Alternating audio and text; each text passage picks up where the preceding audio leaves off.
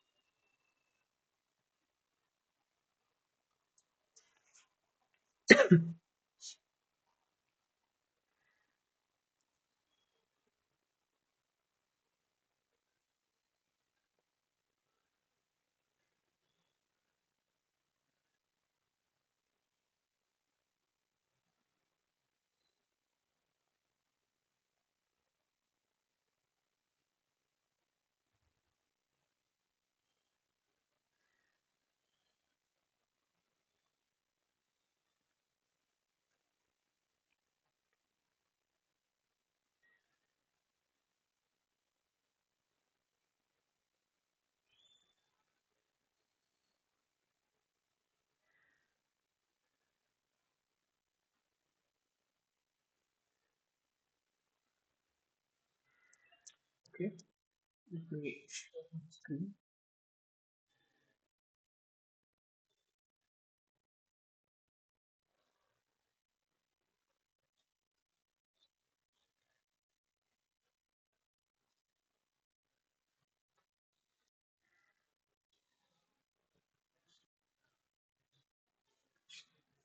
Okay, so first of all, I would like to introduce myself. Uh, I'm Sujatra Bhattacharya, fourth year PhD student from Center for Atmospheric and Oceanic Sciences, Indian Institute of Science, Bangalore. And so I will be taking this problem solving session for this advanced atmospheric physics. So you will get the recordings later and also the things which I will do during the this 2 hours session. So that is also available. So you will get all those things. And so my basic thing is that the topic on which I am working in my PhD is related to the atmospheric sciences. So just a minute. So I'm currently a PhD student at Atmospheric and Oceanic Science Department at IISc. So this topic, this particular course, uh, so I am somewhat related to this. So it's easier for me as well as I will try to make everyone understand the concepts. So without wasting much time, I think I should go towards the course and particularly I will try to cover the topics which are being covered in the actual lecture in the course. The week 1 part I will try to cover and try to see some questions if we can. Not too many questions today I have, but maybe from the next problem solving sessions we can solve problems related to the things which we are learning. Along with that, the theoretical aspects also I will try to discuss. Okay, so let me switch off my video right now. Okay, so please.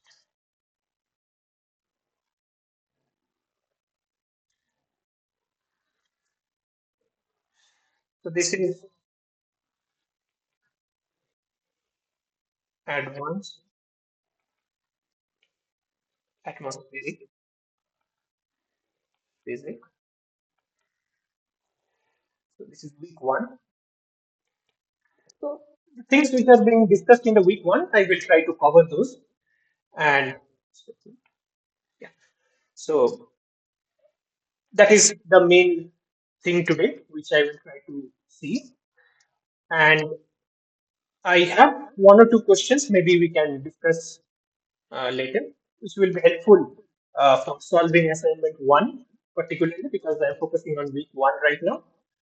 Okay, so the most important thing is that before covering this advanced atmospheric physics, there is a course in NPTEL only, that is the Introduction to Atmospheric and Space Sciences. I think that course is a very basic and fundamental course. So anyone who is covering this particular course, who has taken this course for this semester, should also go to that course also, because those courses are available in YouTube and wherever you try to find it's available. So you can also see at the same time the introduction to atmospheric and space sciences, because that is the fundamental. Once the fundamental is set, after that this becomes easy. This course becomes easy. Okay, but anyway, the starting point which I have seen for this particular course, I can see that it starts from a basic scratch. So from the scratch only, we will try to focus for this particular course. Okay, so the atmospheric physics, the basic thing which we do here in atmospheric physics is that try to predict the weather and climate, and also try to see the different climate phenomena, the interrelationship between different processes, physical processes, which we see in the atmosphere. So these are the couple of things which we do.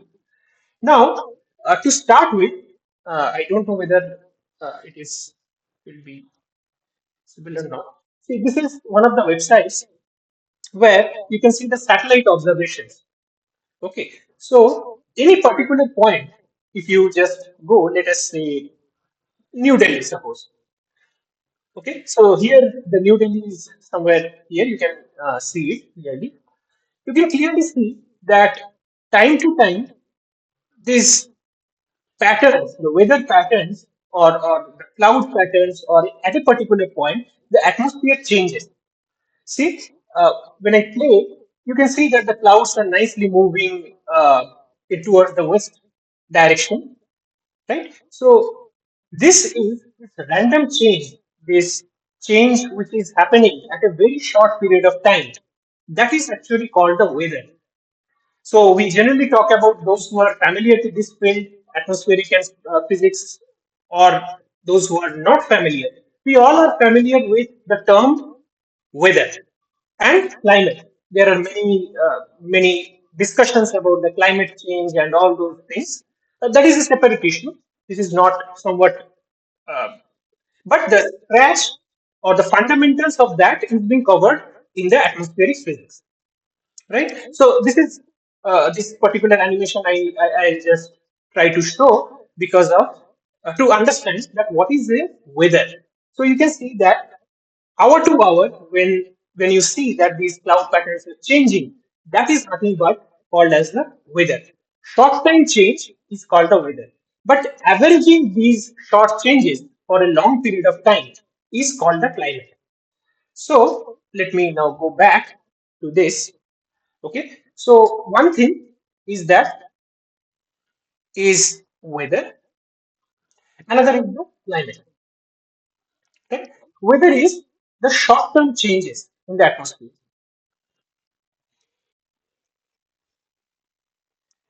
and climate is the long term changes,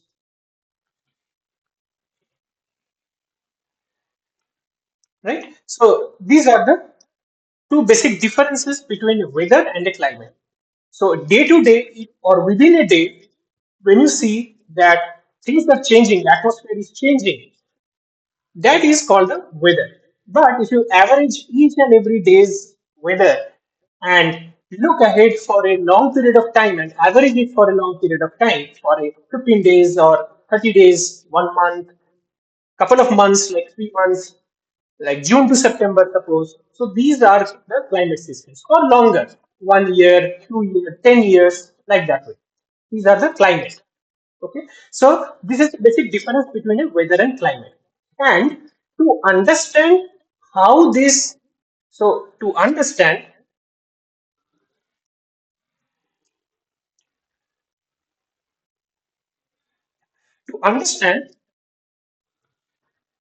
how these weather or climate, okay, the climate situations evolve in time is what we are interested in. Okay, to understand how this weather and climate evolve in time is what we are interested in. So, atmospheric physics is all about understanding how these weather and climate situations evolve. Okay, not only this, there are many other things, but this course, particularly the dynamics of the atmosphere, which will be covered in this particular course, is mainly related to this. There are many other things, but this is one of the primary things because our agriculture, our water resource management, and all these things are dependent on the weather and the climate, how it changes, how it is behaving in day to day, how it is behaving in a month or a season. That is what we see in atmospheric physics. Okay. For example, if you take an example of, say, suppose cyclone. A cyclone is formed over Bay of Bengal and it is coming towards the Indian land. So, how this tropical cyclone will, the track will look like, where it will have the landfall. So, all these things can be found out, and the basics through which we can solve those problems or evolutions or tracks to see the tracks is what is being covered in the atmospheric physics. So this is why we should go for advanced atmospheric physics or this particular course. Okay. Now let's jump into the atmospheric physics. So the first thing is the atmospheric forces.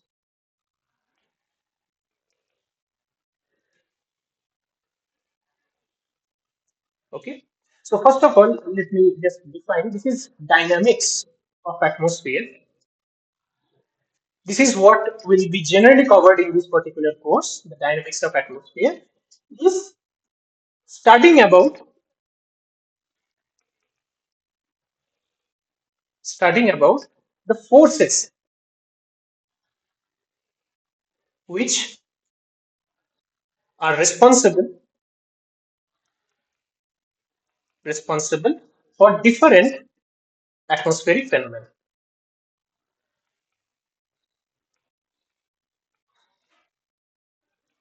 Okay. So atmospheric phenomena can be weather or climate, whatever the changes, the evolution, to predict the evolution. So that is what we are trying to see in the dynamics of the atmosphere. So the first thing is the atmospheric forces. Okay. So atmosphere is mainly composed of air. Now air consists of nitrogen maximum 78%. So it consists of air, which is nothing but a fluid, right? This is a fluid. So this air, which is mostly consisting of nitrogen, then your oxygen is there, and there are many others. There are many other gases which are present. So this is mainly 78%. This is about 21%, and there are many other gases. There are some trace gases. There are some greenhouse gases. So there are many other things which are present in the atmosphere. Okay. So the most important thing in the dynamics perspective is that not going into the details of the physical properties of the air. That is, we are not talking about what is the composition of air, nitrogen, hydrogen, oxygen, whatever. We are not dealing with that. If you have to see, you can go into the previous course, that is Introduction to Atmospheric and Space Sciences. Okay, so there in details, these things are discussed. Fine. Right now, we will be focusing on the fluid properties. like the air. Air is the major thing which is present in the atmosphere, and properties of air we will not look at, but the dynamics of the fluid properties is what we will be interested in. Okay, so for fluid, to understand the fluid or for the properties, I would say, we will take a controlled volume. Okay, so everywhere there is air, but we will take an imaginary controlled volume, something like this. Okay, some particular shape, let us consider. Okay, we will see on this controlled volume what forces in the atmosphere are being acted upon. What are the forces which are interacting, or what are the forces which are acting on this particular control volume? That is what we will be trying to look at. Okay, so what are the forces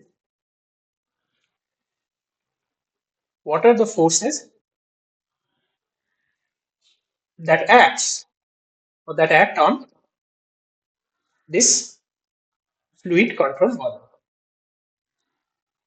That is what we will be looking at. All right, so this is what we will be looking at. So now I will give you the introduction about different forces. So let us see. So this is different forces in the atmosphere can be categorized into two parts, that is surface forces or body forces. Okay, what are the surface forces? For example, let us forget about the fluid, let us consider a surface. Okay, this is a surface, suppose, and you have a mass m. Okay, a box which is being kept. Now if I give force here, then what will happen? The first thing, there is a force definitely which I am applying, but when it is moving, because of this force, when it is moving, what will happen is that this surface will resist. So there is a force which is acting on the surface of this box and the surface of this fluid. This is known as the friction. So this is one of the important forces, which is a surface force. Friction, viscosity. Okay, so viscous force, these are surface forces. But what are the body forces? In atmosphere, there is a force called the pressure gradient force. We will see that pressure gradient force. Then gravity, definitely, because in the atmosphere, any particle, the gravity will be acting on that, right? So this is one of the things. This is the second thing. Okay, there are many others. Let us not uh, discuss in detail about that. So this is one of the categorization of the forces based on where the forces are applied in the control body. If it is at the surface, might be the friction or the viscous forces. If it is in the body, then it is the pressure gradient force and gravity. We will discuss each and everything once, so very soon. Okay. Now there can be another categorization of forces. So force on the basis of the frame of reference. Okay, so I would rather say forces based on the frame of reference.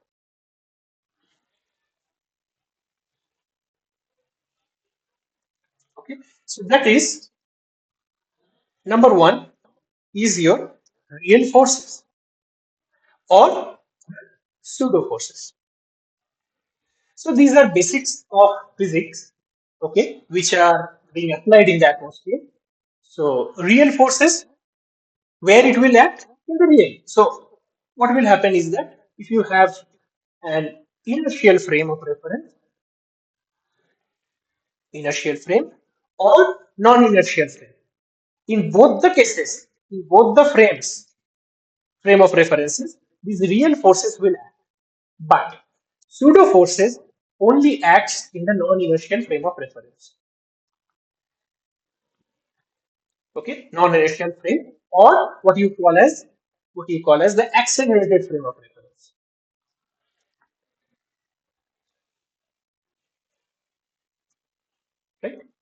So in the accelerated frame of reference or the non-inertial frame of reference, pseudo forces act. But what about the real forces? Real forces act in both inertial frame, the real frame, the original where there is no accelerated frame, and the non-inertial frame of reference where there is an accelerated frame of reference. Okay, so this is another categorization. The second categorization of the forces, and this is the first categorization of the forces. So one is based on where the forces are acting upon, that is surface or body forces. Second is based on the frame of references, that is real or pseudo forces. Okay, so these are the couple of things. We will talk each and every forces and see which one of them is a real force, which one of them is a pseudo force, which one of them is a surface force, which one of them is a body force. Okay, already I have uh, written down here the body and the surface forces. Let's we will be looking at the real and pseudo forces very soon. Okay, so now let us discuss the atmospheric forces one by one in detail. Okay, so the first one, the forces which is very commonly used in the atmospheric physics is the pressure gradient force. Okay, pressure gradient force.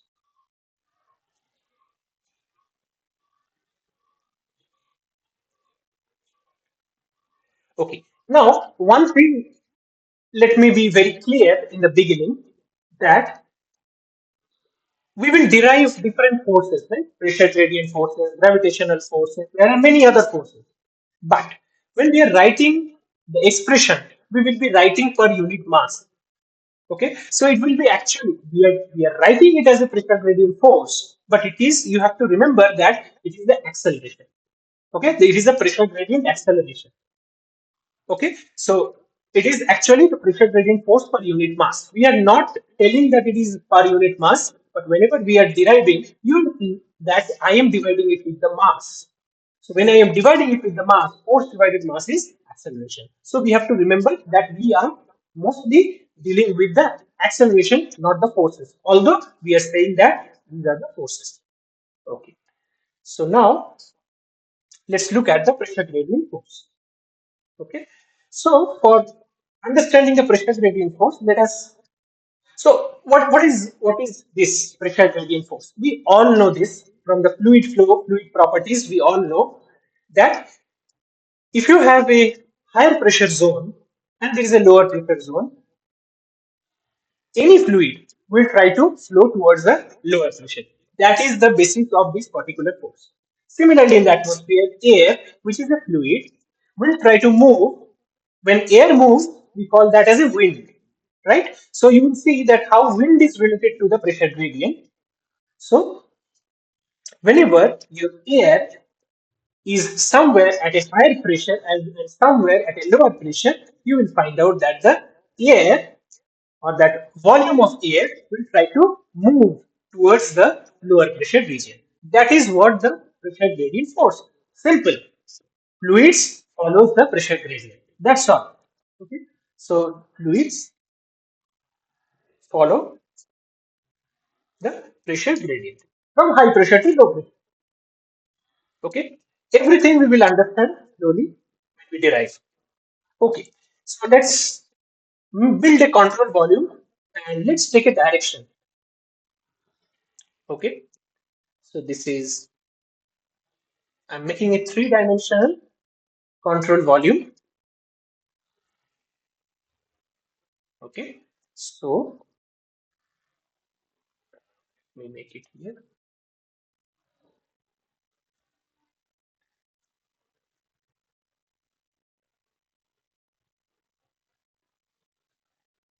Okay. So this is what your control volume, and this is suppose x direction. This is suppose y direction. This is suppose z direction. Remember this x, y, z in the Earth's frame of reference is different as compared to the x, y, z we generally see in the mathematics. Okay, leave it. We will see that. So this is an x, y, z coordinate, and you have a fluid control volume. In this case, it is A. Now, at the middle, let us consider a point O. This is at the center of the box. Remember, It is at the center of the box. Okay, this is x direction, which we can clearly see. This is the x direction.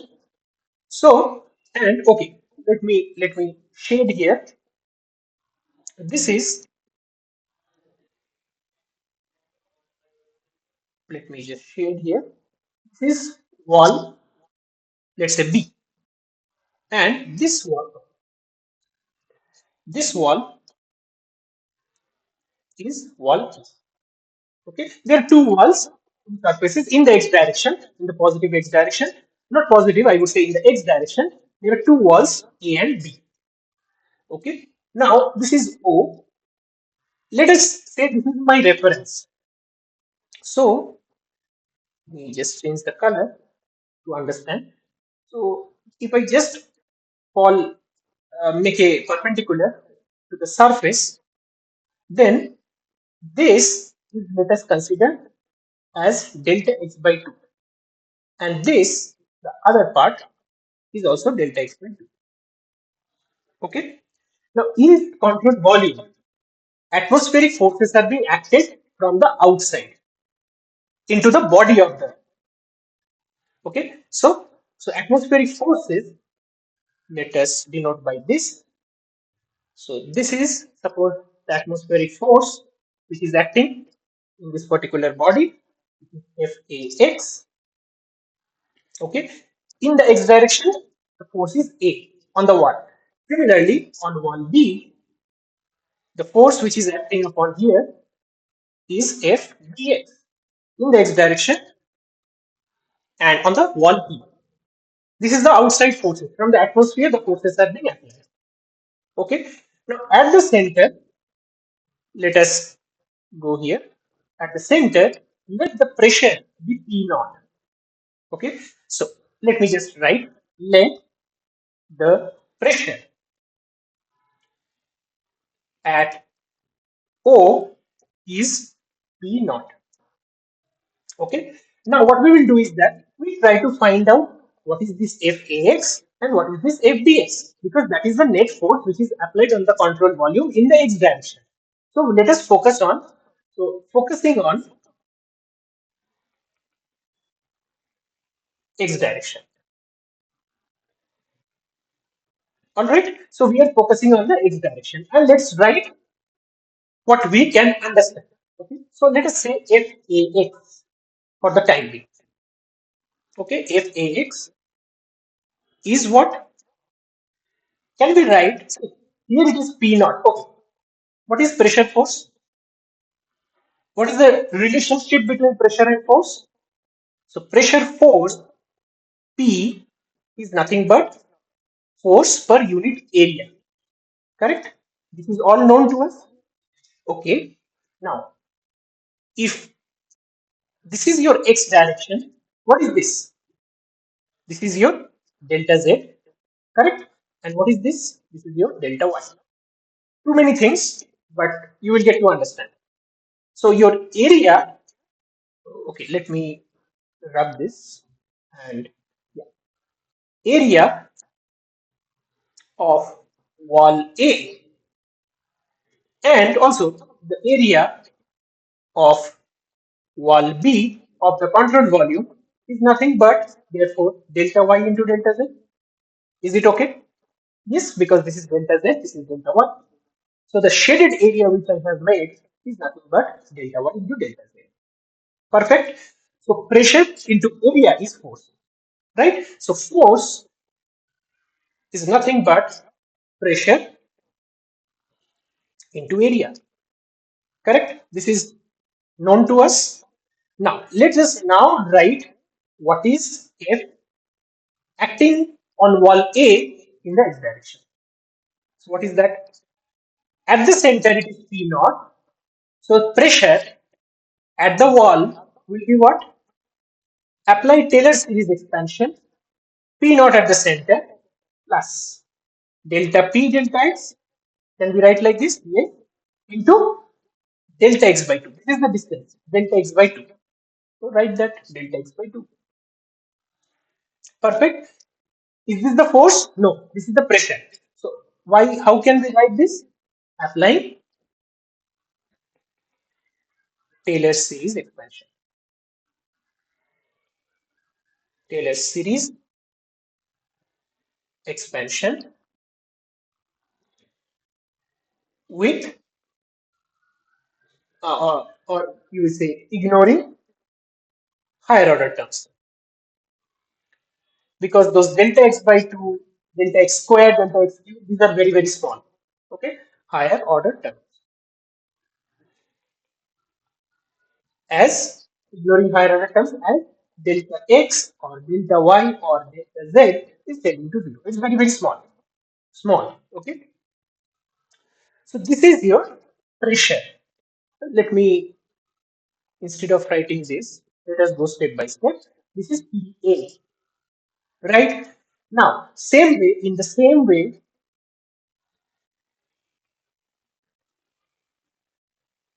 PB is P naught.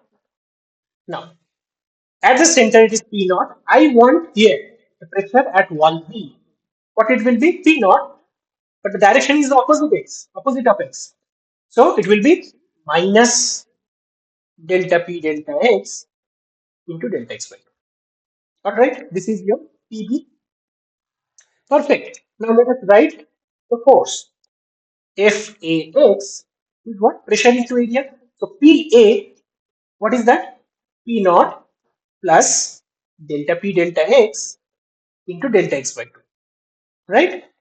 Times delta y delta z. That is the area. So pressure into area is the force. Similarly, PBY, oh, sorry, F, the force on wall B in the x direction is P naught minus delta P delta x by 2 into delta y delta z. Okay. Now, look at the direction. Forces are applied from the outside towards the wall. So, Fax is in the negative x direction. Fbx is in the positive. Okay. So, now if you write f of x in a vector sign, you have to include the sign. So A on one A, it is in the negative x direction, correct? So in the negative x direction plus if Bx in the positive x direction. So now if you do that, you can write what? So it's minus P naught minus delta P delta x by 2, okay, delta y delta z plus if Bx, so this is P naught minus delta P delta x by 2, again delta y delta z. And finally, you can write I cap because this is a component. So you can remove this, correct? Because this is a component of the force f of x. So this is, you can write vectorial. Okay, but this is a scalar component, remember. Okay, so what we can do, therefore, minus p naught minus delta p delta x by 2 plus p naught minus delta p delta x by 2 into delta y delta z. This delta y delta z I am taking common. Okay, so this is the f of x. So f of x will be finally minus p naught cancels.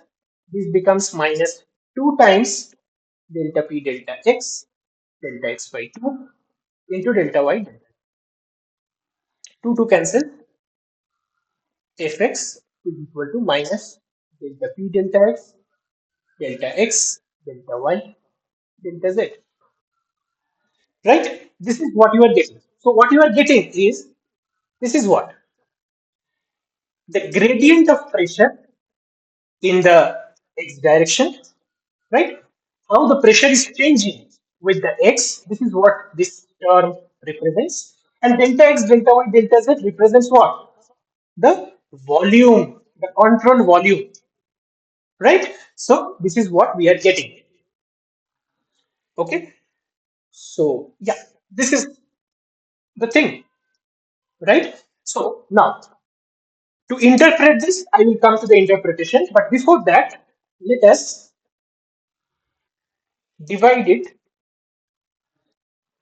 by mass.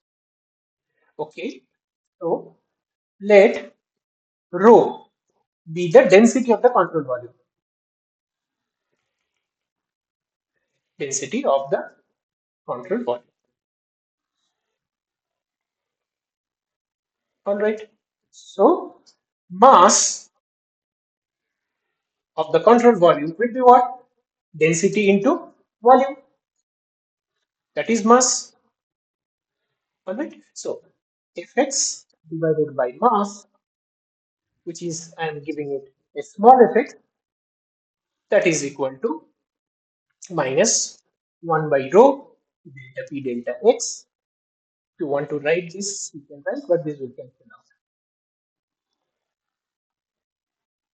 Okay, so this will go. Finally, what you getting? Minus 1 by rho delta p by delta x. So rho is actually the density of air. Density of air, which is roughly about 1.25 kg per meter. Okay, just check the value. It's about 1.2 to 1.3, it varies. So 1.25 kg per meter. This is the value of the density of the air. Okay, and this f of x is nothing but the pressure gradient acceleration, but we are talking about force. Okay, pressure gradient acceleration. Okay, in its direction. Okay, so we can write f Pg pressure gradient in the x as minus 1 upon rho delta p delta x. Okay, so what does this mean? We have got a beautiful expression of the pressure gradient force in the x direction. So what does that mean? So if you go in the positive x direction, all other direction just remove for the time being. So this is suppose the positive x direction. Okay, suppose at point A and there is a point B. Here the pressure is P1. Here the pressure is P2.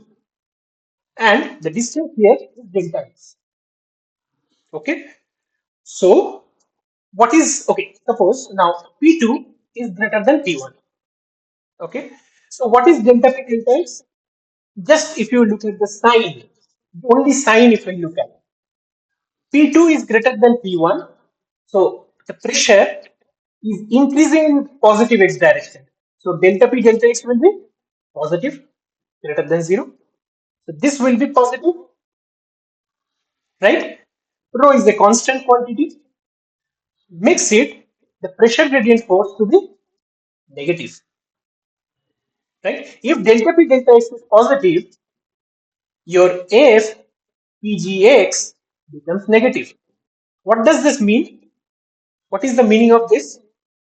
The meaning of FPGX negative is that your pressure gradient force will act in this direction, the opposite of the positive x. So your PG force for this case will act in the negative x direction. Isn't it making sense? Wherever you have higher pressure, from higher pressure towards the lower pressure, the force should apply. Then only the air will move from high pressure to low pressure region. That is what is happening here. Pressure is increasing in the positive x direction. That means here there is a higher pressure, here there is a lower pressure. So from higher pressure to lower pressure, the force should exist. That is what is happening. Okay, so this is the meaning of the what we have derived so far. Okay, so as we have derived for the x, similar way we can derive it for the y component and the z component. Same way, there is nothing different. Okay, so let us just write it. So I would just what I do is that I'll just write the expressions similarly. Similarly, in y and z direction, the pressure gradient I'm writing it force, but remember this force is nothing but the acceleration. Will be, so f of pgy will be equal to minus 1 upon rho delta p delta y. Similarly, f of pg of z in the z direction is minus 1 upon rho delta p by delta z. Clear? So these are the components of the pressure gradient force. Now, in total, the pressure gradient force, then how it will look like? Pressure gradient acceleration or force, whatever you wanted to say. Gradient acceleration becomes what? Fpg, let us write. Okay, so it will be minus 1 upon rho delta p delta x in the I hat minus 1 by rho delta p delta y at j hat and minus 1 by rho delta p delta z k hat. Okay. Where I, j, k are positive, means the unit vectors in the x, y, and z directions. This is understood. Okay. So I am not writing explicitly. Okay. So minus 1 by rho, you can take common. So you get delta p delta x I hat plus delta p delta y j hat plus delta p delta z k hat. All right. So can we write this bracketed term as grad p? Because the definition of gradient is that, right? So we can write this. So in total, if you in the vectorial form, the pressure gradient force in 3 dimensions can be written like this. Fpg, the pressure gradient force or pressure gradient acceleration, is minus 1 upon rho grad p. Perfect. This is what your pressure gradient acceleration looks like in the atmosphere. Okay. Now I'm talking about x, y, z, right? So in case of Earth, we have a different sign convention. In case of Earth, which is we call it sphere, but it is not a complete sphere. It's not an actual sphere. Oblate ellipsoid is the actual shape of the Earth, but we will consider it to be mostly similar to a sphere.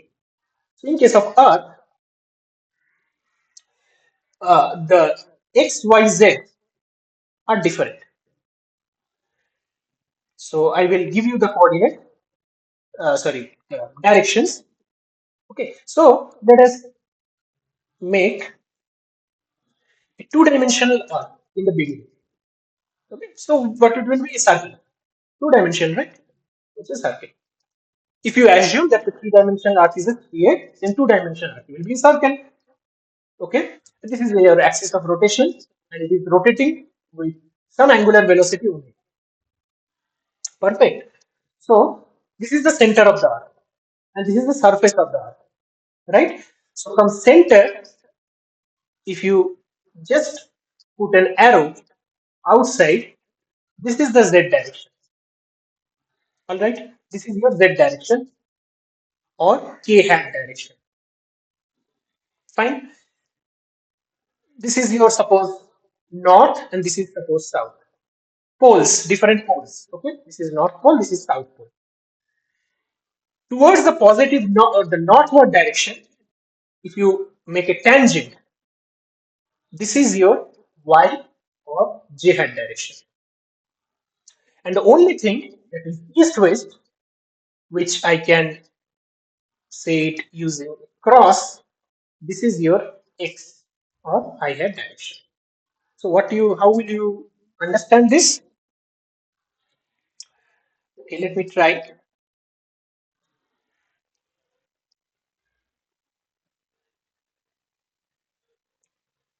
Let me see whether I can make it or not. Okay, this is, let us consider a section of the earth. Okay, so this is suppose the center, let us consider. Okay, this is the center. This is how the shape should look like, right? And this is the axis of rotation. This is the northern hemisphere. sorry, not northern hemisphere, the North Pole. Sorry, North Pole. Okay. Now, this one, this, this is east and this is west, right? So this direction is your x direction or I cap direction. Another is this. This direction is your y or j hat direction, and this is your z or k hat direction. So if you have to write properly, then y or j hat represents meridional. See, this is the meridian. So meridional or north south. Okay. Similarly, x or I hat zonal or east west. Okay. And finally, z or k hat is vertically up or down. All right. These are the three directions. Okay. Now, so positive y is northward. Okay. Positive x is eastward, and positive z is vertically upward. Perfect. So the opposite one will be negative. If it is southward, then it is negative 1. If it is westward, then it is negative x. If it is vertically downward towards the center of the earth, it is negative z. So this is the sign convention in case of the earth frame. Okay, sign convention. Clear? So this is one of the important things. Fine. Now let us see what we can do next. Okay. The next thing is the gravitational force. The second force is the gravitational force. Okay, one thing let me just say. This pressure gradient force, which depends on the gradient of the pressure from high pressure to low pressure, this gradient will not change if your earth is rotating. So it's a real force. Okay, so pressure gradient force is a real force. It will not change even if the earth is rotating. Even if the earth is not rotating also, still it will exist. Okay, so whether earth is rotating or earth is non-rotating, pressure gradient force will still be holding. Hence, it is a real force. Next is gravitational force.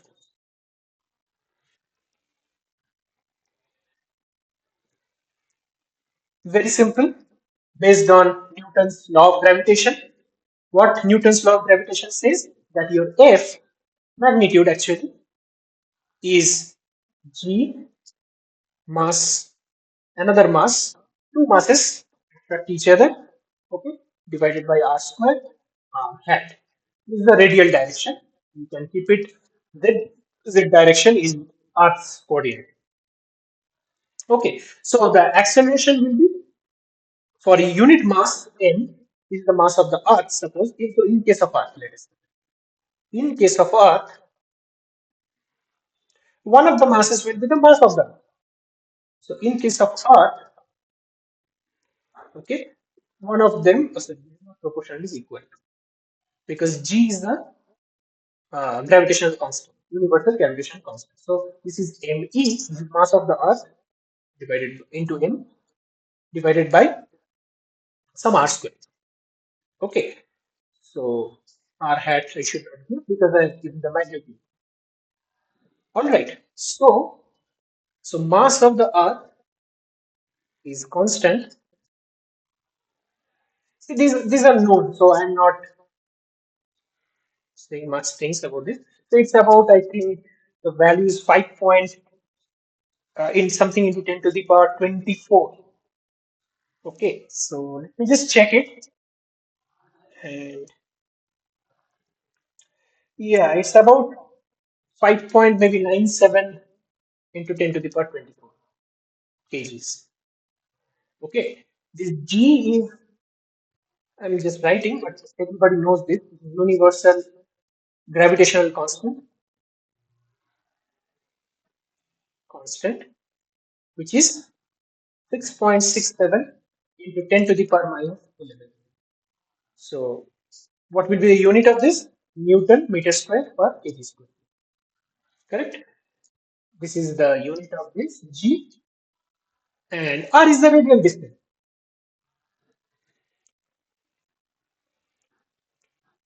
Okay. Now, or if you are trying to understand the gravity, which is the acceleration. So, gravity, we call it as a gravity.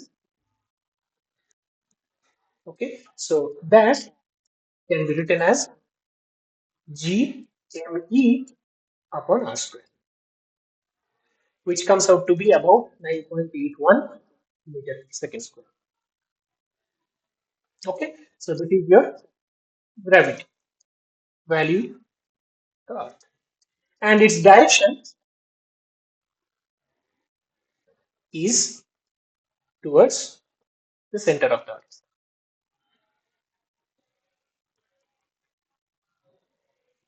It will never change, right? This will never change. It will be always towards the center of the Earth. Okay, so this is the property of the Earth. Okay, now this can be written as, now this G can be written as me divided by this R can be written as R plus H also. So where R is the radius of the Earth.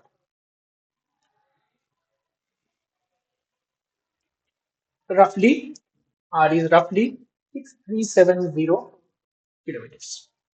Okay, and H is the height above the surface of the Earth.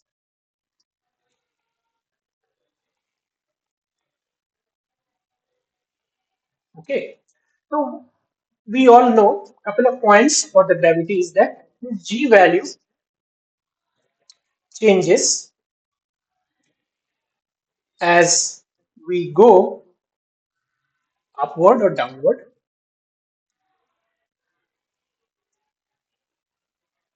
Okay, this G value changes, but the change is very small.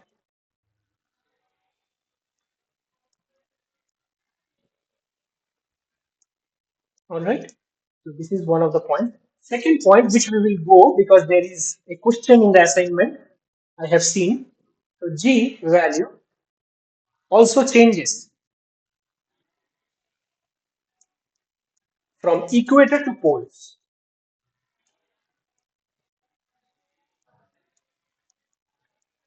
Okay, this is also negligible, also very small change.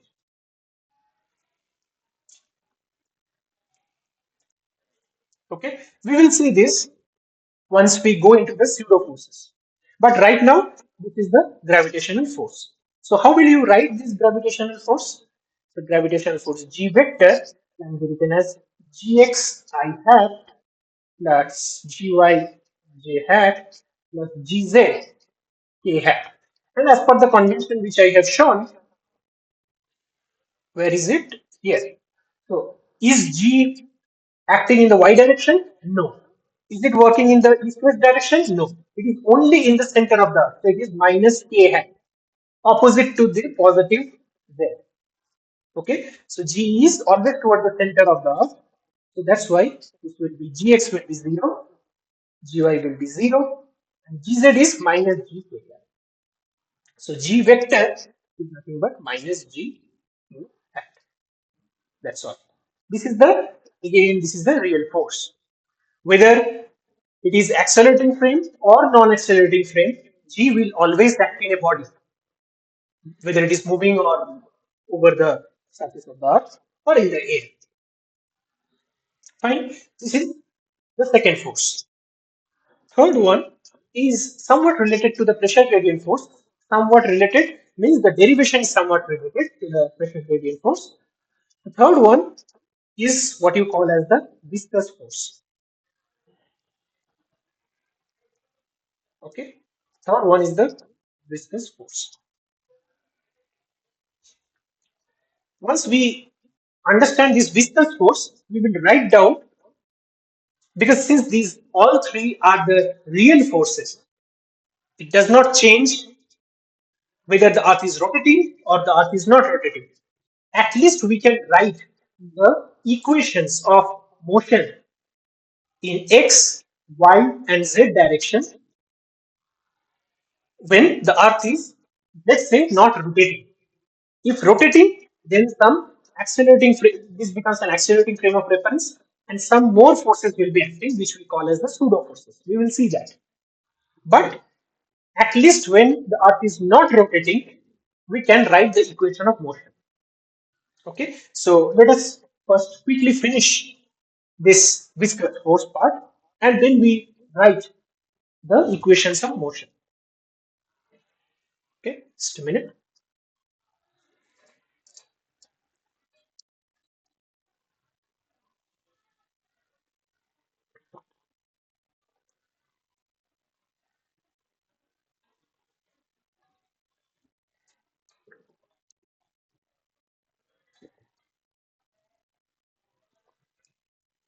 The derivation will be somewhat difficult to understand, but we can still write that.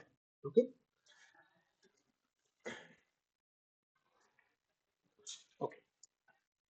So let us look at the viscous force. So suppose this is the very basic uh, some 11th class physics problem. So you have a medium, a fluid. I have given a force only to the upper limb in the v, suppose in the y direction. Okay, this is suppose positive y, and this is suppose z. Okay, what will happen is that the first layer I have given a velocity, the second layer will move like this, third layer, fourth layer, and like that way, and finally zero. So this is how the force will act at each and every layer. And this is what we call as the molecular friction. Okay, this is the frictional force, the viscous force. Okay, and this is for the laminar flow. This is the laminar flow. In atmosphere, laminar flow may exist, turbulent flow may exist, which we call as the eddy viscosity. Okay, that will also exist, or the viscous drag force will exist. So there are many things, but let us make it simpler for the time being. Let us write the laminar flow expressions, which is easy. So what we will write is about the stress. Again, same way, force per unit area. But the definition changes. Like force, we are acting, or we have given the force in the y direction, and the area is in the z direction. So this is the area, which is in the air. Fine. So if that is the thing, then your stress becomes x y by z, and we write this as tau zy, area, and in which direction the force is applied. That's all. Okay. And this generally from the law of viscosity, it is mu times delta V delta Z. The gradient, how the V is changing with Z, that times the coefficient of friction. Coefficient of friction or coefficient of viscosity. In fluid, it is viscosity. Okay. So this is what how it is defined.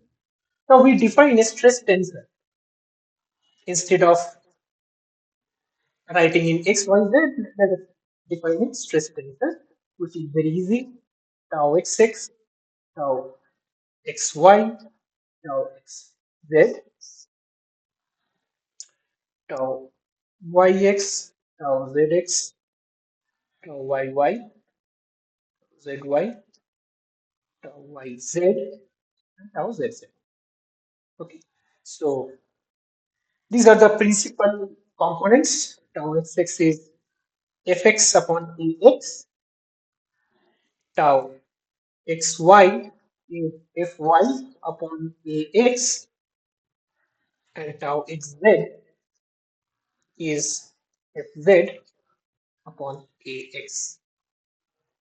I'm writing for the your x directional forces or stresses. Okay, so we will see that. Let us not write this. We will be focusing on the x direction. So let's write it like this. Now x is there, yx, because I want the forces to be in the x direction. Area may change. The area normal vector may change. Zx is fx upon az. We will see how these ax, az, and ay are defined. Okay, so again, I will draw a control volume with the axis, and we will understand that what is actually being conveyed here. Okay, so let's make the control volume.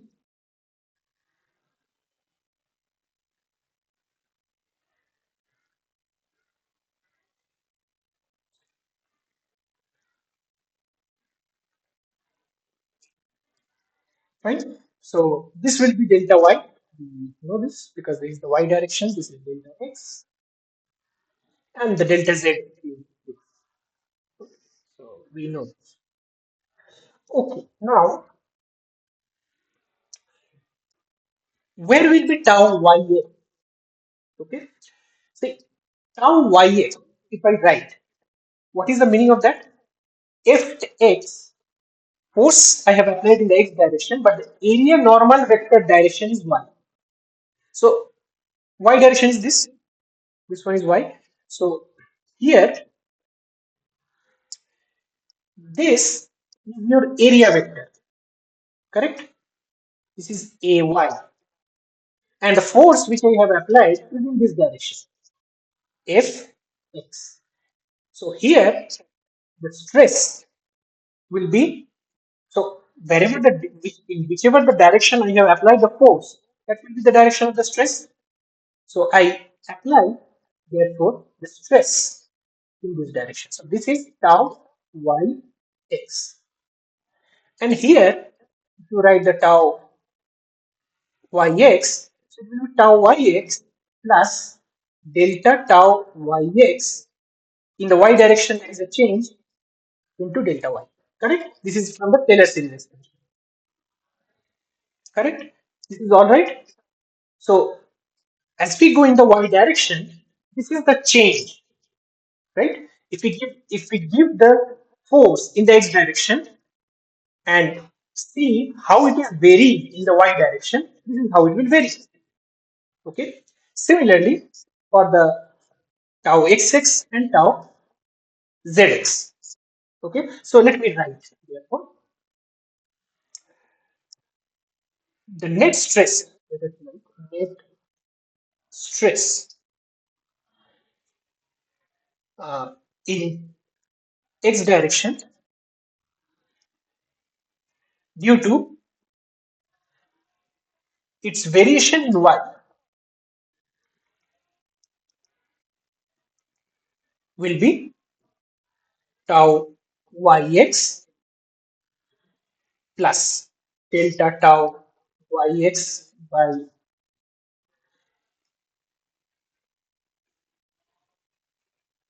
delta y into delta y, which whatever I have written here, minus tau yx. Correct? And what is the area? Because this is the stress, stress into area is the force. So what is the area? This is the area. All right. So what is that? Delta z into delta x. Correct? This is what your force in the x direction due to y area. This is the force.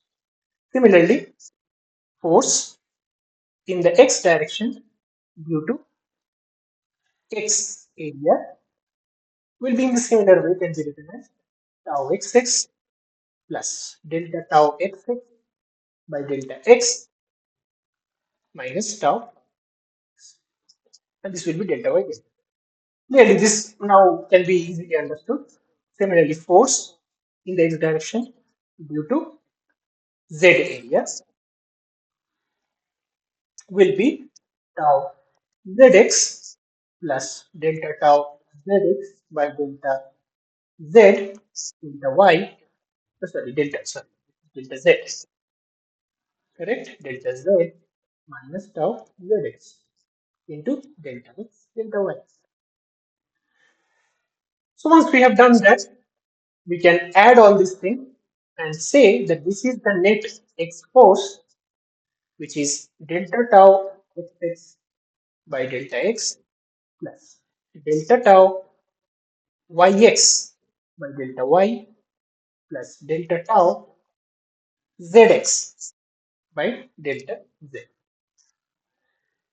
Okay, this is what we get. And finally, in the multiplication, you have delta x, delta y, delta. If you do this, you add all these terms, you get this. See, this is again the volume, right? The total volume. Fine. Now, what we do is that based on this definition, that your, yeah, tau zy is mu delta v delta z, same way we will try to write this.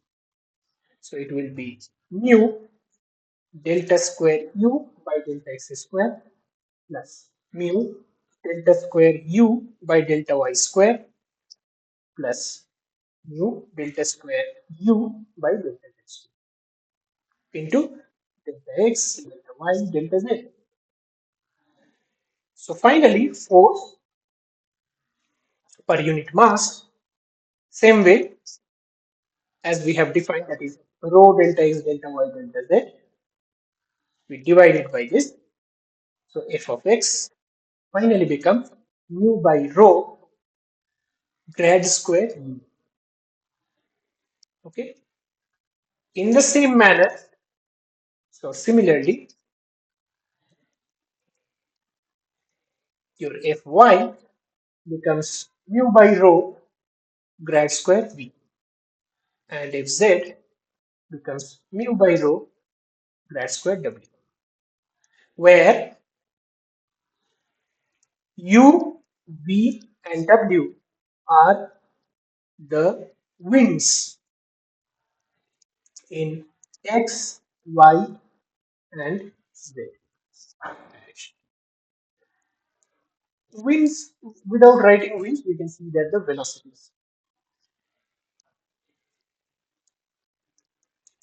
in x, y, and z directions. Okay. So this is what we did. Okay. So it's easy. It's not a important, very big deal. So this is called the kinematic viscosity.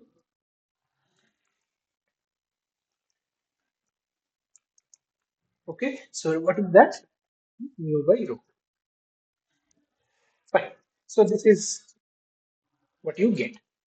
Therefore, what so far we have discussed is that we have talked about three forces. One is the pressure gradient force at the very beginning. This one, the pressure gradient force. The second force which we have discussed is the well-known gravitational force, which is acting towards the center of the earth. It's called gravity or acceleration due to gravity. Third one is the viscous force. We have derived it for the laminar flow. We can also derive it for the turbulent flow and the viscous drag forces. Okay, but right now I have just written in the laminar flow. Okay, so we can just write right now the frictional force or force of friction. You can write force of viscosity or friction. So friction is F R, which is nothing but Frx I cap, Fry j cap, and Frz k cap. Okay, so this is the frictional force. For the laminar flow, this Frx, so just let me, don't be confused. For laminar flow, only remember we can write Frx is mu by rho grad square u. Fry is mu by rho grad square v. And Frz is mu by rho grad square w. Only for laminar flow. Be careful about this. For turbulent flow, expressions changes. Okay. So now we have discussed. So all these three forces. So let me be very clearly right here. All these forces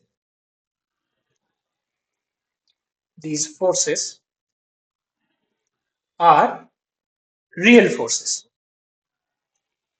All right. All these forces are real forces, which means what? All these forces will act on a constant volume, on a volume of air, you can say, whether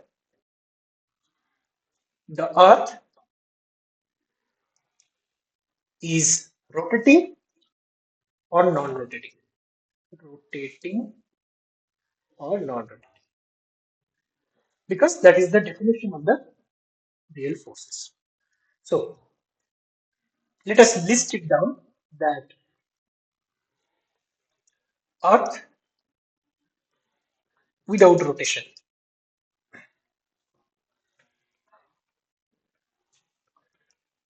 So the forces we know. So what will be the equations of motion? So equations of motion according to the Newton's second law, right? Equations of motion. How do we write it?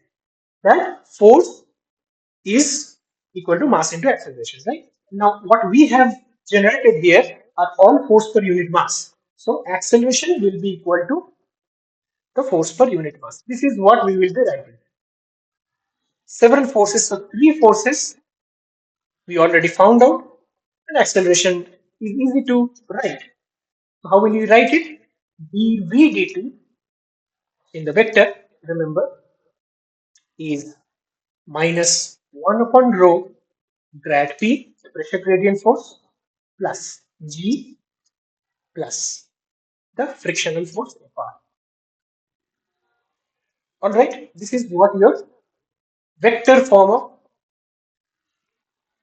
vector form of what we call as the momentum equation.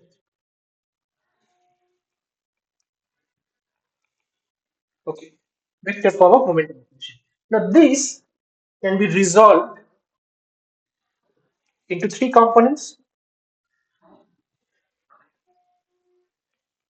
In the x, y, and z. So in the x, we will have du dt, which is equal to minus 1 by rho delta p delta x. G component is 0 here, and this will be f r f.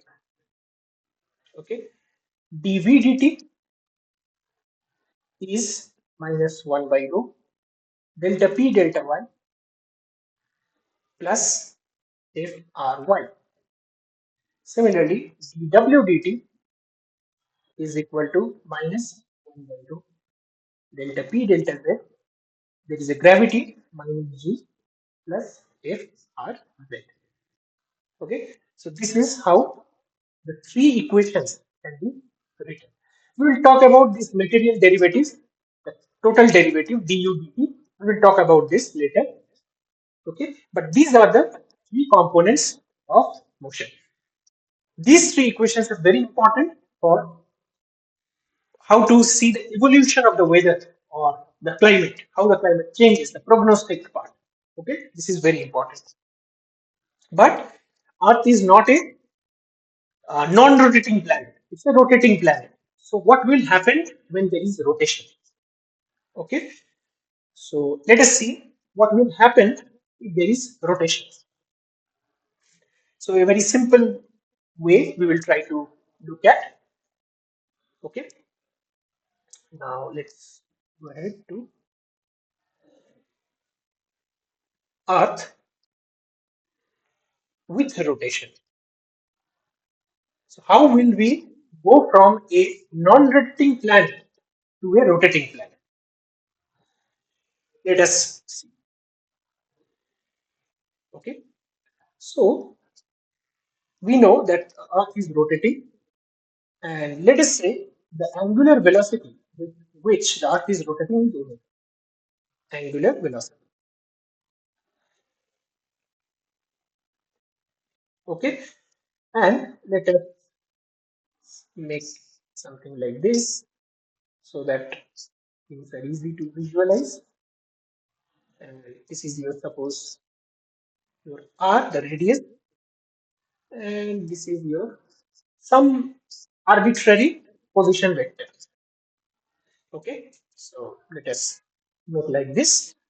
Okay, now let me just change the color here. Suppose you have a point P here or a particle at point P. So this particle, what I have done is that I have thrown this particle to somewhere here, the PA. So it has gone like this. Okay, this is the actual displacement of the particle. Okay, but within the same time when the displacement happens, Earth has also rotated by this amount. Okay, so what will be the resultant displacement of the particle? That is what we are trying to see. Okay, so if we have a particle, let me write at point P on the surface is displaced to a point PA, but at the same time, at the same time, Earth has also rotated.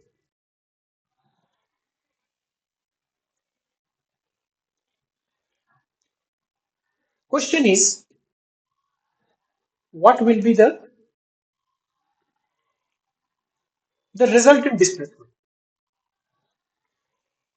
Resultant displacement. So it's something like this. Let me show you.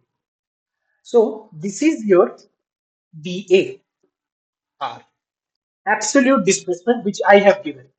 At the same time, the Earth has moved DER, and therefore the resultant is DR.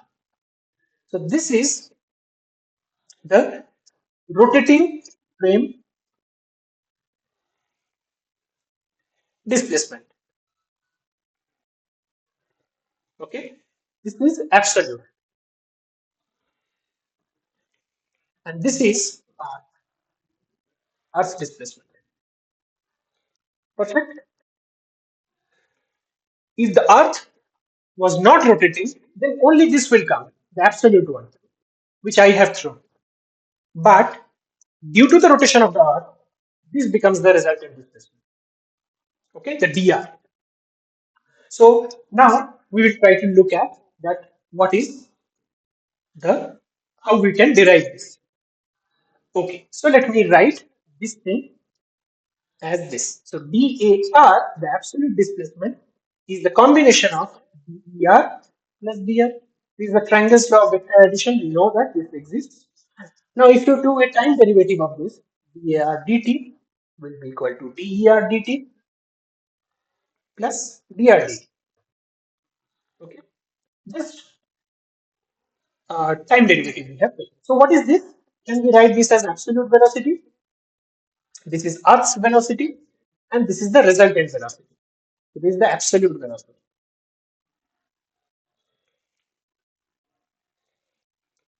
This is Earth's velocity,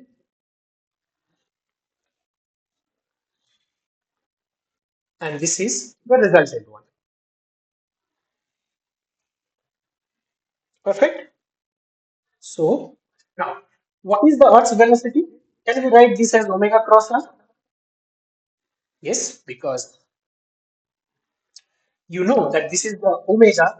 Earth is rotating like this. So omega, if the angular velocity, there is a r, so omega cross r is the direction of the velocity. So VE is omega cross r. So let us write this. VA becomes omega cross r plus V. Alright, this is fine. We again go to this dAr by dt because VA can be written like this. Let's write this omega cross r. And what is this? dr by dt. Alright. So can I write dA dt is equal to ddt plus omega cross? This becomes an operator. Okay, this now becomes an operator when there is rotation. Fine. This is an operator. Now we apply this operator on VA, the absolute velocity. So what we will get? dAVA by dt, okay, the absolute time rate of displacement of the absolute velocity becomes what? dVA by dt plus omega cross VA. Will this be fine? Yes, because this is the operation we have done. dAVA by dt, the absolute one, will be what? Now, what is VA? We have already found out this. This, can I write this? V plus omega cross R. On the other hand, you have omega cross, say V plus omega cross R. Is this okay? Now, dA VA by dt is equal to dV dt plus omega is a kind of a constant. It is not varying with time. So, dr dt plus omega cross V plus is a term omega cross R. It's a vector triple product. Okay. Finally, what we can write is that dA VA by dt is nothing but dV dt plus. This is omega cross B. dr dt is also B. So this will be 2 into omega cross B. And plus, I'm writing this omega cross R as centrifugal force. Centrifugal. Okay. This is F centrifugal, which is omega cross R. This is what we generally write. This can be reduced to R omega square. Remember. Okay. If small r is becoming capital R, which is perpendicular to omega, then you can write R omega square, which we generally write the centrifugal force, omega square R. This part is nothing but called the Coriolis force. Okay, this is Coriolis force. Remember, these all are acceleration, there is no mass here. So what is this? The absolute time rate of change of absolute velocity. This is nothing but equal to the real forces which acts even without rotation. That is the absolute.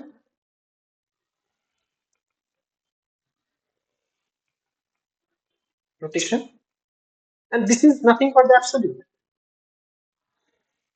Correct. So, and this is the relative. Okay? This is the relative.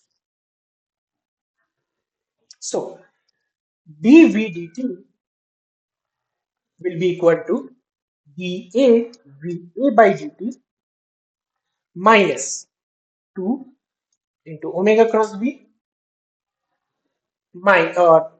minus, you can write omega cross R. Okay. So, the centrifugal force. So, what are these dA VA dt? We know that it is nothing but the minus 1 by rho grad P, the pressure gradient, plus the G vector, the gravity, and frictional force, Fr.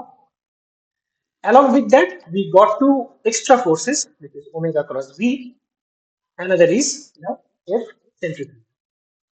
Okay. Now this G and this F centrifugal can be combined, and we are writing this as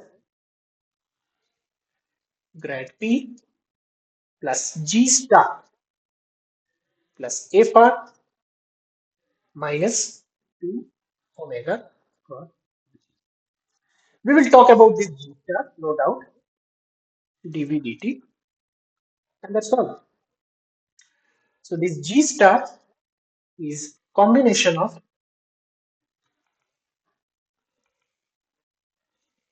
gravity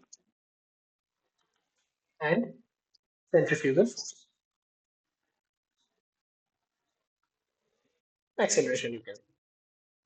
Okay, so this is how you get. Therefore,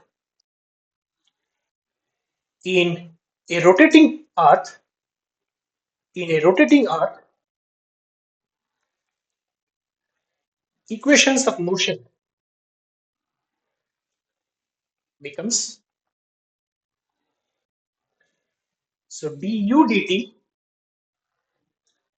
so this is x, okay, this direction, minus 1 by rho delta p delta x plus the frictional force Fr plus F Coriolis force in the x. We will derive this F Coriolis force, don't worry. Or let me not write it right now. Okay. So I would write this is the above expression is the uh, equation for a rotating earth. Okay, this one. Fine. So this is the Coriolis force, and fine. These are the couple of things. Okay, so now we have already converted from a non-rotating frame of reference to a rotating frame of reference, and we have seen that two extra forces have been added. So in the rotating frame, in the rotating frame, the extra forces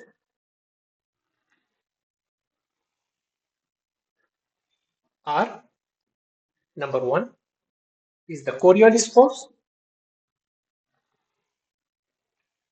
and number two is the centrifugal force, which I have combined it with the gravity. Okay, we will see the what is the combined effect of gravity and the centrifugal force. We will see that.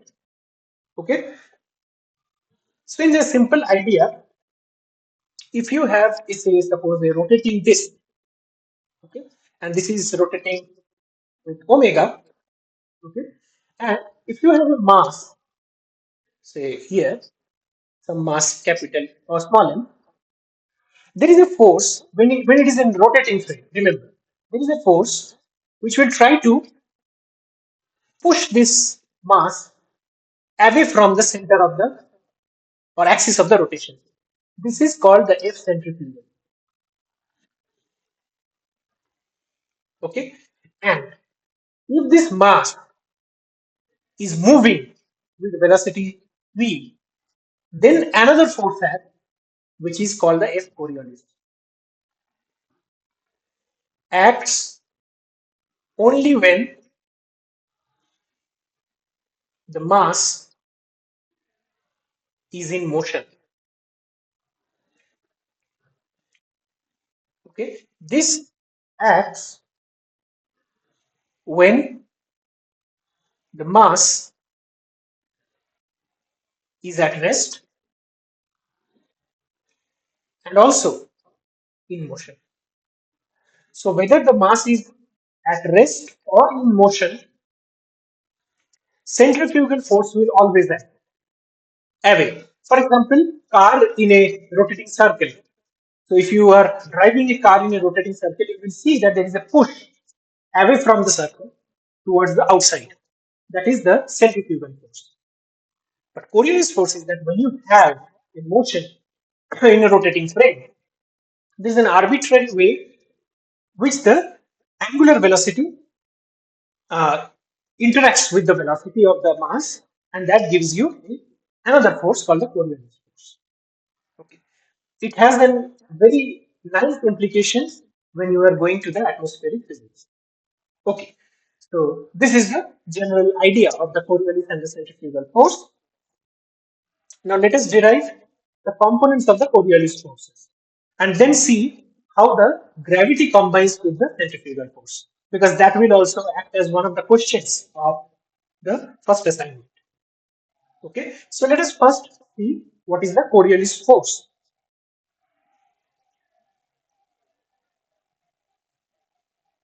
Okay, let us consider for the time being.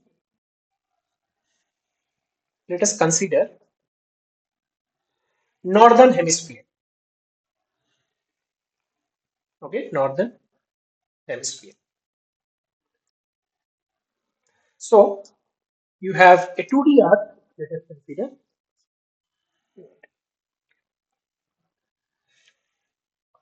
So this is you have a 2D Earth.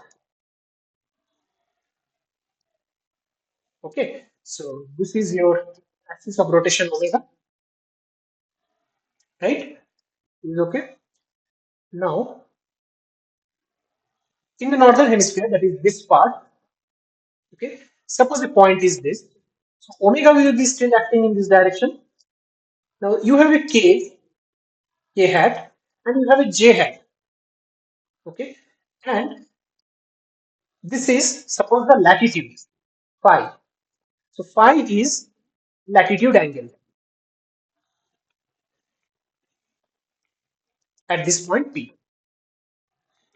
Okay, if this is this will be phi from the symmetry, and okay, now this entire thing is 90 degrees. So this will be 90 minus phi, and this will be phi.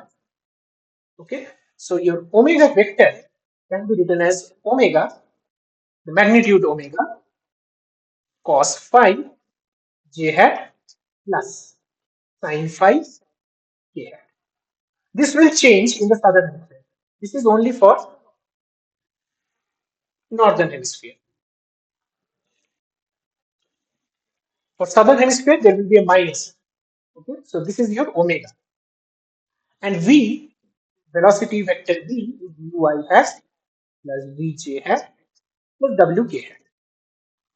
Okay, so this is the zonal velocity.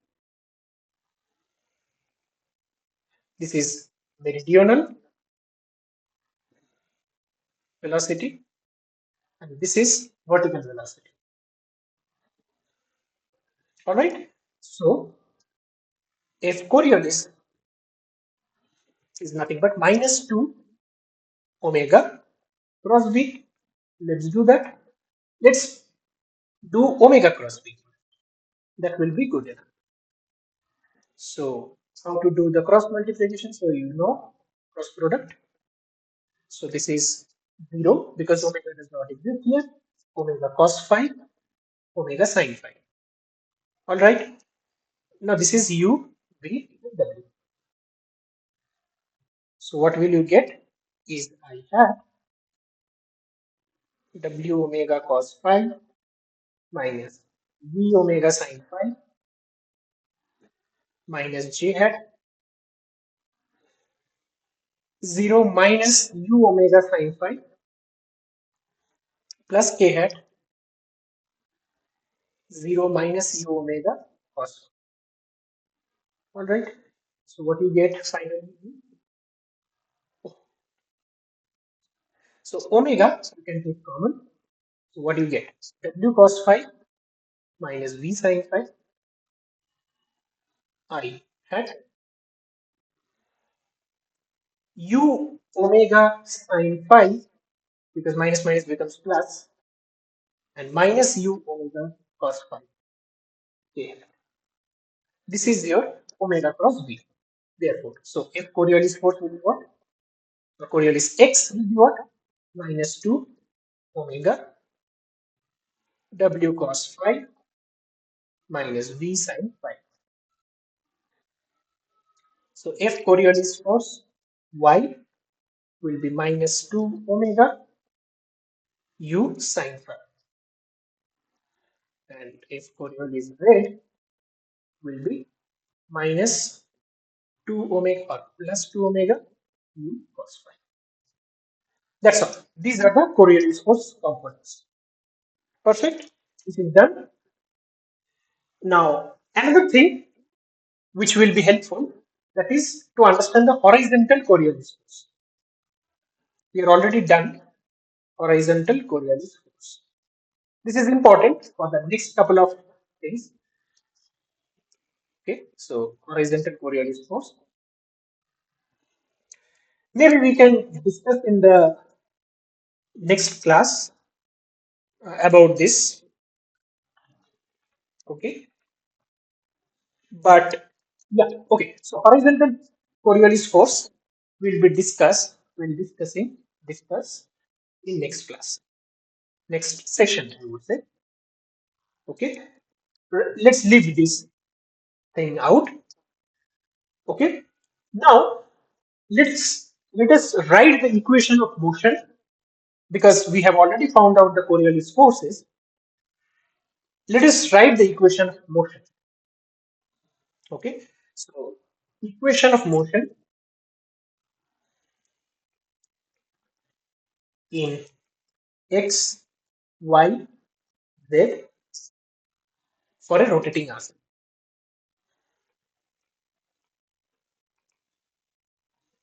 Okay, this is simple Cartesian coordinate. Remember. Okay, so du dt will be equal to minus 1 by rho delta p delta x because this is the real force will be intact. No gravity, only frx, the friction, and along with that you have minus 2 omega w cos phi minus v sin phi. All right. Similarly, dv dt minus 1 by rho. We generally don't write the centrifugal force because it's a very small quantity, but it will be interacting with the gravity for sure. We will see that and then end the class. So minus 1 by rho delta p delta y, a for y, and this will be minus 2 omega u sin phi, and dw dt will be equal to minus 1 by rho delta p delta z minus g plus a for z, and this is plus 2 omega u cos phi. These are the three equations of motion where these are the real forces and this is the pseudo force. Okay, and this is the real force. Fine. There is another pseudo force. This is the centrifugal force. So you can write that neglecting centrifugal, which is generally very small. Okay, this is one of the things. Second is before leaving is that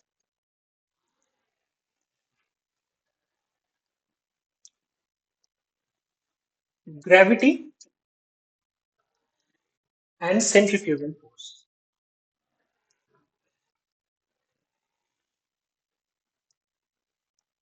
How we can combine this? Okay, so let's see. Again, we will do the same figure. We'll draw a same figure like this to the Earth, and we know that suppose this is the point. The gravity acts in this direction towards the center of the Earth, G, but the centrifugal force, this is phi, this is also phi.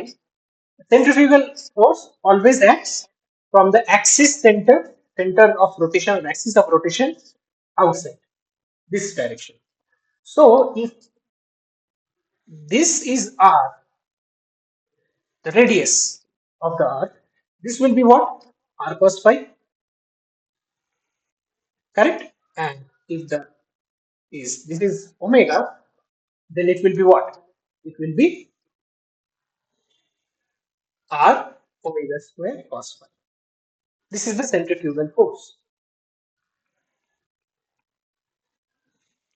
Okay. Now this is the gravity and this is the centrifugal force. This is very weak actually in comparison to gravity.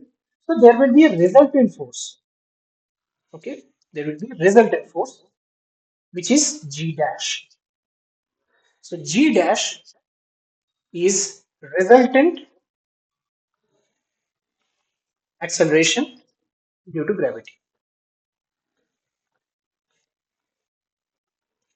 from centrifugal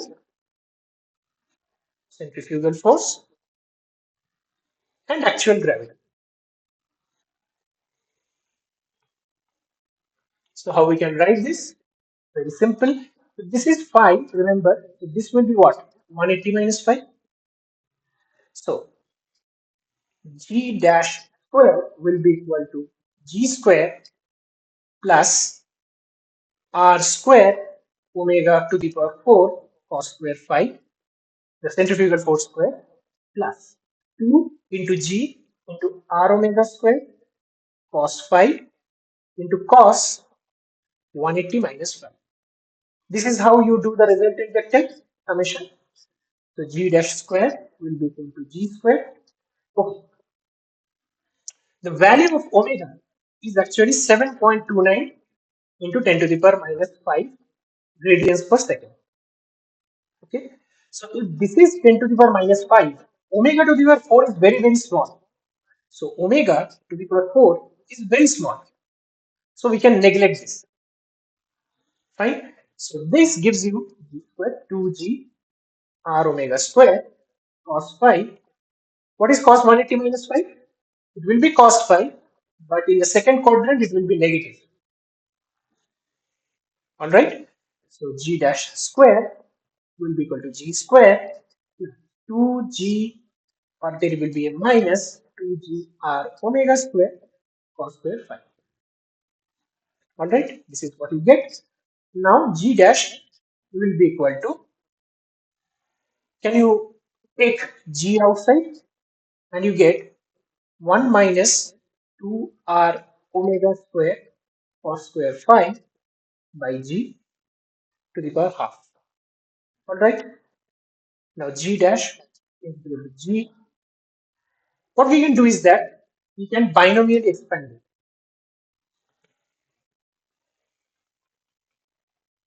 Okay, so g into 1 minus, so it will be 2 by 2 r omega square cos square phi by g. So g dash will be equal to g 1 minus r omega square cos square phi. G dash will be equal to g, so g minus r omega square cos square phi. Alright, so this is the combination of, so this is the combined effect of gravity and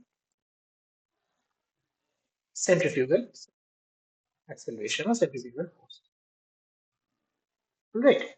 So this is the final expression where r is the radius of the earth, omega is the angular velocity of the earth, phi is the latitude angle. Now, if phi is 0, that is at equator, phi is 0 degree means at equator, cos 0 will be 1. So g dash is equal to g minus r omega square. Generally, this value is 9.78 something meter per second square. Okay, but what about phi is equal to 90, which is at poles? So what will be the value? G dash will be equal to G, the actual gravity 9.81 meter per second square. So at poles, the value of G is higher compared to at the equator. Okay, so this is what you get. Fine. So this is the combined effect information. All right. So I think this is enough for today. Okay. One more thing, some couple of important things is that note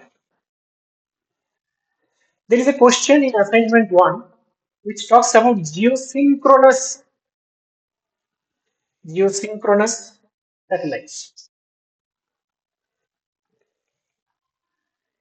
for assignment one.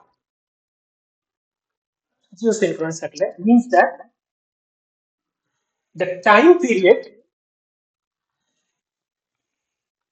of revolution of this satellite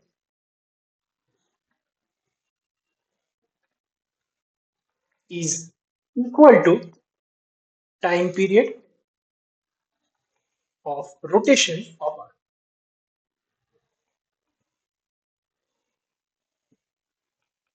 which is nothing but 24 hours and 3600 seconds. So, which is 86400 seconds. Okay. Now, how will you calculate? So, for calculating the height of the satellite, apply Kepler's third law.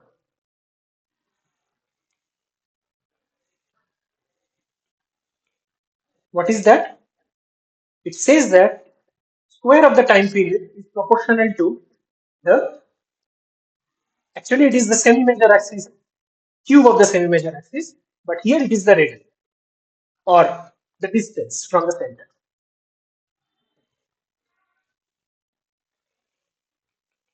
Okay. Remember, the height is with respect to surface, not from the center. Be careful. So you have to be careful here. So t square is generally what I believe is, check. Yeah, t square is 4 pi, the universal gravitational constant, the mass of the Earth into a cube. So from here, you try to find out the a. Okay, and remember this a is from the center. We need the height from the circle. So just subtract the radius of the Earth. That's all. This is what you have to do. Okay, other things are fine. And yeah, we will discuss the assignments, of course, in details. But a couple of things left out, which we will be leaving for the next class. So next problem session,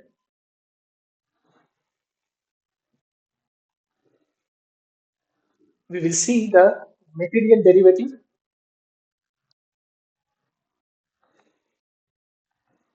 Okay.